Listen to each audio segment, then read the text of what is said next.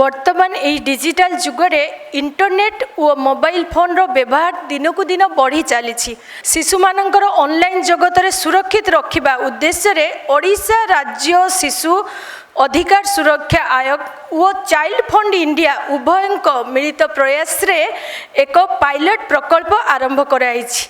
एपर्यंत ए प्रकल्प अधीन 60 जन पुलिस अधिकारी 23टी विद्यालय 110 जन स्कूल शिक्षक 2885 जन छात्र छात्री और 423 जन अग्रणी कर्मी को सुरक्षित ऑनलाइन व्यवहार विषय तालीम प्रदान करा होछि।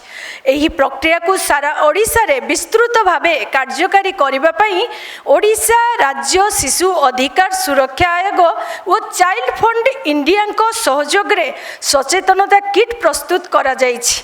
आगामी दिन में ओडिशा विद्यालय और गणशिक्षा विभाग सह समन्वय करी राज्यर समस्त छात्र छात्री मध्य ऑनलाइन सुरक्षा सचेतनता अभियान प्रयास को जारी रखा निष्पत्ति निया जाइछि।